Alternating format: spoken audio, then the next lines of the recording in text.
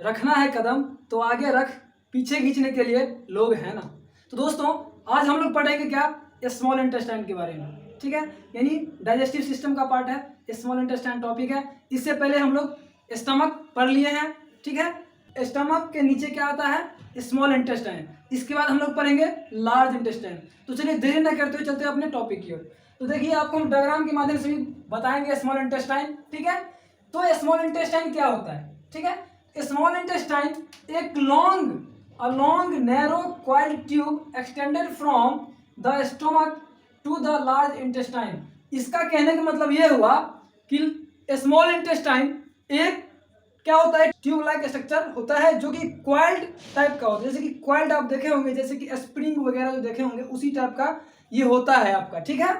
तो यहाँ वही चीज यहाँ हम लिखे हैं कि ये एक लॉन्ग ट्यूब होता है और नैरो होता है, ऐसे ऐसे देख लीजिए आप, ऐसे ऐसे होता है। और ये क्वाइल्ड ट्यूब होता है जो कि कहाँ से एक्सटेंड होता है, ये हमारे स्टमक से एक्सटेंड होता है, ठीक है। यानी स्मॉल इंटेस्टाइन के ऊपर जो कनेक्ट होता है वो स्टमक होता है, तो स्टमक से नीचे होता है स्मॉल इंटेस्टाइन, ठीक।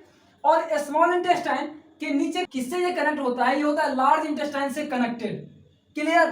तो देखिए अब एक चीज है कि स्मॉल इंटेस्टाइन कितना मीटर लॉन्ग होता है हमारे बॉडी के अंदर। आपको सुन के कुछ अलग अनुभव होगा कि आपके बॉडी के अंदर स्मॉल इंटेस्टाइन लगभग 6 से 7 मीटर लॉन्ग ट्यूब होता है आपके बॉडी के अंदर, सभी के बॉडी के अंदर, ठीक है।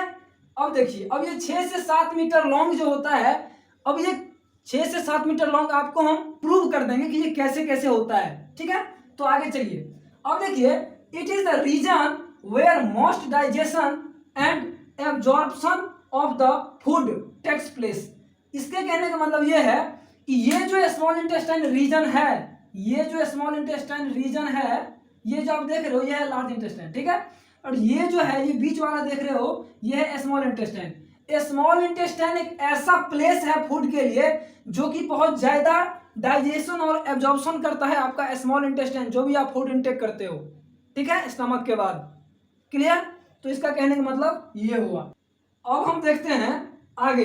It lies in the abdominal cavity surrounding by the large intestine. अब देखिए ये जो आपका स्मॉल इंटेस्टाइन है, ये है आपका स्मॉल इंटेस्टाइन, ये किससे घिरा हुआ है, लार्ज इंटेस्टाइन से ये घिरा हुआ है, ठीक है। ये क्या है, ये जो पूरा है ना, ये बड़ा वाला देख रहे हो, ये है लार्ज इंटेस्टाइन, ठीक, ये है लार्ज इंटेस्टाइन, ठीक है। तो ये आपका स्मॉल इंटेस्टाइन एब्डोमिनल कैविटी के अंदर क्या होता है, ये लाई करता है वहां से, और ये लार्ज इंटेस्टाइन से ये कवर किया है, यानी कि ये सराउंडिंग क्या होता है, ठीक है। अब देखिए structure of the small intestine. अब स्मॉल इंटेस्टाइन का आपको हम स्ट्रक्चर दिखाते हैं। ये स्मॉल इंटेस्टाइन का स्ट्रक्चर डायग्राम देखिए।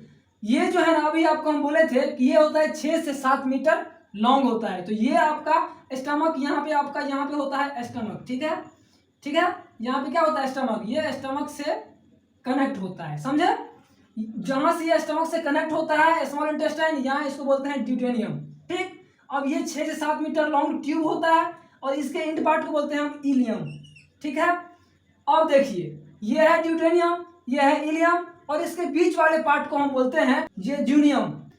तो ये आपका था स्मॉल इंटेस्टाइन, और ये सराउंडिंग किससे है, लार्ज इंटेस्टाइन से। अब देखिए parts of small intestine. There are 3 parts of the small intestine, ठीक है। कौन कौन से, ड्यूटेनियम, जेजुनियम और इलियम। अभी आपको हम बताए हैं पहला पार्ट इसका क्या है, ड्यूटेनियम, है ना।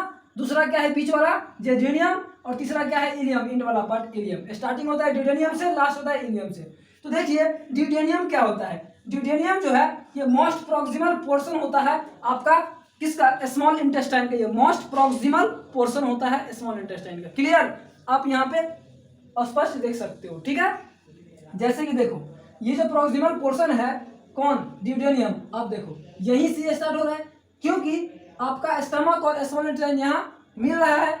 इसको हम क्या बोलते हैं, ड्यूटेनियम, जो कि ये पहला पार्ट होता है स्मॉल इंटेस्टाइन का। अब ये आपको अभी हम बताए थे कि स्मॉल इंटेस्टाइन 6 से 7 मीटर लॉन्ग होता है, तो जिसमें से कि 25 सेंटीमीटर आपका ड्यूटेनियम होता है। ये देखिए इट इज 25 सेंटीमीटर लॉन्ग। हम आगे देखते हैं जेजुनियम। तो जिजेनियम जो होता है वो मिडिल सेक्शन होता है किसका, स्मॉल इंटेस्टाइन का। अभी आपको हम बताए थे कि पहला होता है ड्यूडेनियम और मिडिल सेक्शन होता है जिजेनियम और एंड पार्ट होता है टर्मिनल इलियम, ठीक है। तो मिडिल सेक्शन क्या होता है, जिजेनियम, और ये लगभग 2 मीटर लॉन्ग होता है। जिजेनियम 2 मीटर लॉन्ग है और ड्यूडेनियम 25 सेंटीमीटर लॉन्ग था। आपको हम बोले थे आपको हम प्रूव करेंगे 6 से 7 मीटर, ठीक है। तो आप जोड़ते जाइए, ऐड ऑन करते जाइए। तो ये हो गया 2 मीटर लॉन्ग। और इंड पार्ट आता है इलियम। तो इलियम जो है स्मॉल इंटेस्टाइन का टर्मिनल सेक्शन है, ठीक। और ये लगभग 3 मीटर लॉन्ग होता है, ठीक है, 3 मीटर लॉन्ग ये होता है। और जहां पर इलियम खत्म होता है, जहां पे इलियम खत्म होता है और जहां पे खत्म होता है ना, इस वाले सेक्शन को हम क्या बोलेंगे, इलियोसिकल वॉल्व बोलते हैं। क्या बोलते हैं, end at the ileocecal valve, ठीक है। इसको हम क्या बोलेंगे, इलियोसिकल वॉल्व इसको हम बोलेंगे, जहां पे आपका स्मॉल इंटेस्टाइन इंड हो रहा है इलियम वाले पार्ट पर, ठीक है। और हम देखते हैं कि स्मॉल इंटेस्टाइन का लेयर्स, स्मॉल इंटेस्टाइन में भी लेयर्स पाया जाता है, वो भी 4-5 लेयर है, 4 लेयर है। हम देख लेते हैं। पहला लेयर होता है ऑटर लेयर, जो कि होता है पेरिटोनियम लेयर। ऑटर लेयर कौन सा होता है, पेरिटोनियम लेयर। सेकेंड लेयर कौन सा होता है, मसल्स लेयर। थर्ड कौन सा होता है, सब म्यूकोसा लेयर। और लास्ट होता है म्यूकोसा। म्यूकोसा देखिए क्या करता है, ये फिंगर लाइक प्रोजेक्शन होता है, ठीक है, जो कि जिसको हम क्या बोलते हैं, बिलाई बोलते हैं, ठीक है। तो दोस्तों अब हम देखते हैं स्मॉल इंटेस्टाइन का काम क्या है। हर इंसान कुछ ना कुछ काम करता है, तो हमारे बॉडी के अंदर प्रेजेंट स्मॉल इंटेस्टाइन भी कुछ काम करता ही होगा। तो इसका हम फंक्शन देख लेते हैं, आखिर ये काम करता क्या है। तो भाई साहब आप क्या काम करते हो, स्मॉल इंटेस्टाइन। तो ये क्या काम करता है, हमारे फूड को onward movement of food by peristalsis, यानी जो भी हम फूड इंटेक करते हैं तो वो एसोफेगस के थ्रू कहाँ जाता है, हमारे स्टमक में, है ना। स्टमक के बाद कहाँ जाएगा, स्मॉल इंटेस्टाइन में। स्मॉल इंटेस्टाइन में आ गया। अब स्मॉल इंटेस्टाइन क्या करेगा, उस फूड को मूवमेंट करवाएगा ताकि वो अपने आगे की तरफ उस फूड को भेजेगा। जो भी न्यूट्रिएंट्स होगा वो अपना कैरी कर लेगा, ठीक है, और वो स्मॉल इंटेस्टाइन को फॉरवर्ड कर देगा, ठीक। तो इस लाइन का मतलब समझ गए, onward movement of food by peristalsis, यानी पेरिस्टालिस के थ्रू के द्वारा ही हमारा स्मॉल इंटेस्टाइन फूड को क्या करता है, मूवमेंट करवाता है ऑनवर्ड की तरफ, यानी कि आगे की तरफ, ठीक है, वो फॉरवर्ड कर देता है। उसके बाद ये सीक्रेट करता है इंटेस्टियल जूस, हमारा स्मॉल इंटेस्टाइन इंटेस्टियल जूस सीक्रेट करता है ताकि फूड एब्जॉर्ब हो सके और डाइजेशन में हेल्प हो सके और वो आगे फॉरवर्ड कर सके। और ये क्या करता है, कंप्लीशन ऑफ केमिकल डाइजेशन, और हमारा स्मॉल इंटेस्टाइन केमिकल डाइजेशन करता है, ठीक है। अब देखिए केमिकल डाइजेशन में क्या आता है, कार्बोहाइड्रेट्स, प्रोटीन एंड फैट्स आता है ना। तो नीचे देखो हम केमिकल डाइजेशन बताए हैं, कार्बोहाइड्रेट्स किस में कन्वर्ट हो जाता है, मोनोसेकेराइड्स में, है ना। प्रोटीन्स किस में कन्वर्ट हो जाता है, एमाइनो एसिड्स में।